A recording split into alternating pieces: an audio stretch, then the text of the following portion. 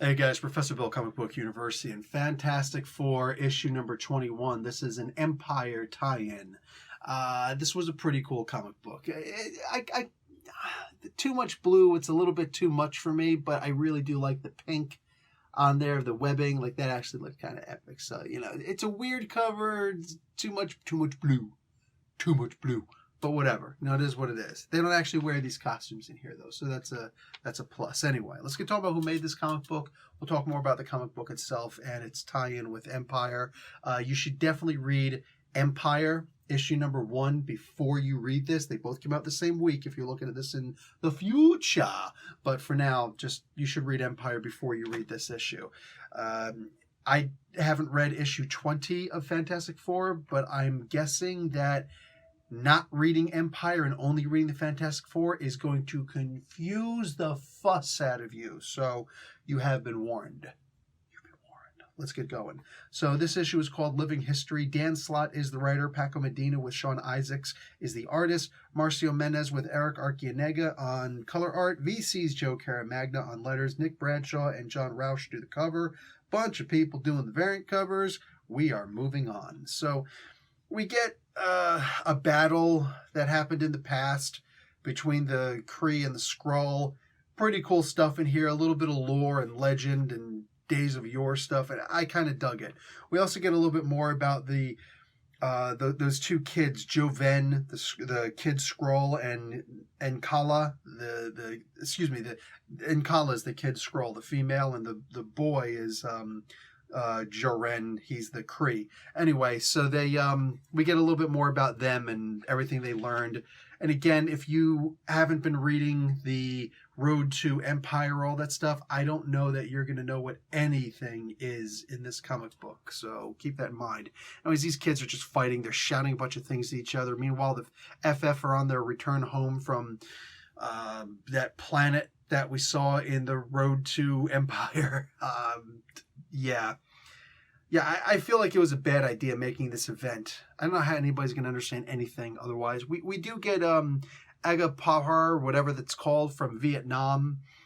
This is actually where the priests of Pama currently live. I'm digging that they're doing that.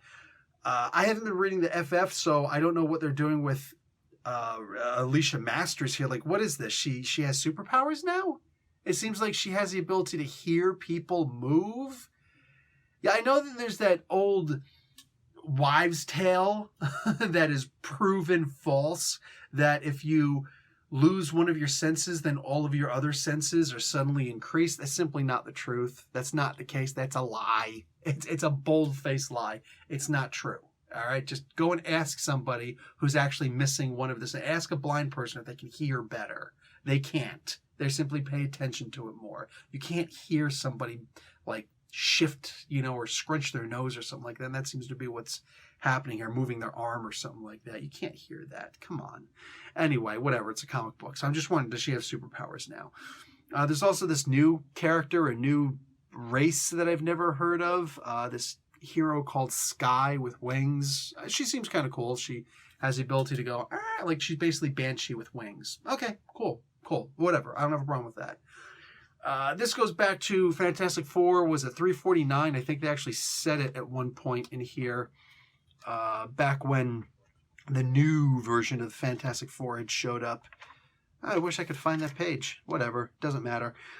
There's some jokes in here because Wolverine and Spider-Man show up in here, and apparently we're going to get Ghost Rider and Hulk. I don't know if it's going to be the Gray Hulk, but whatever. Apparently they're going to show up in the next issue. I'm down with that. That was one of my favorite times back during the Walt Simonson run. I almost said Simon Walterson, which would have actually been Throg. So this was cool. Wolverine making a huge mistake.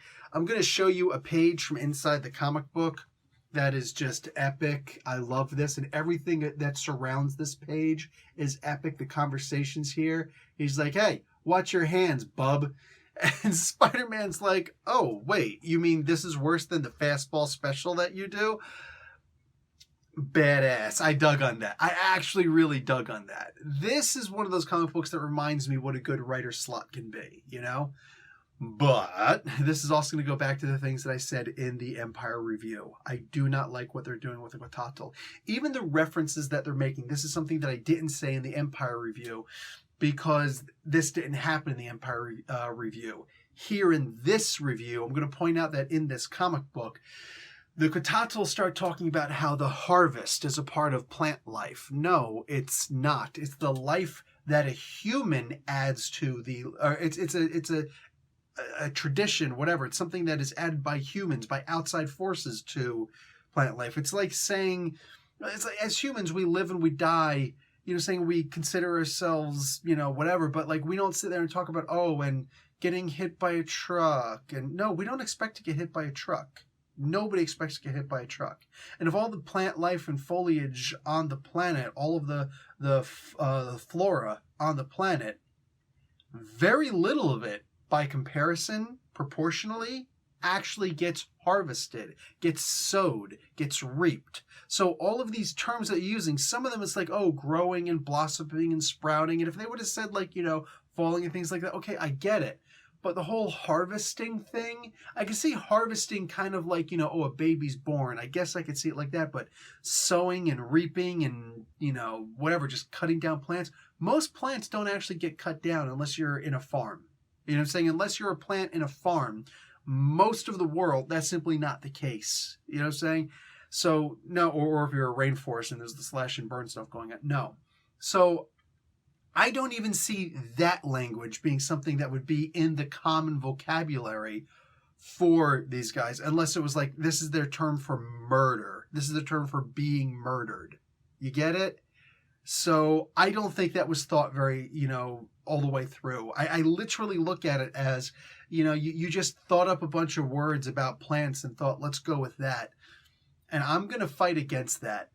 I'm personally going to argue against that, that sort of terminology in here because it's not a part of their natural cycle. If you were to say that this was how they refer to murder, we've just been reaped, or, like you just, you cut us down and stuff like that. Like, yeah, okay, sure. We've been harvested or something. Sure. I could see it that way. The dark harvest, but I can't. No, they're plants.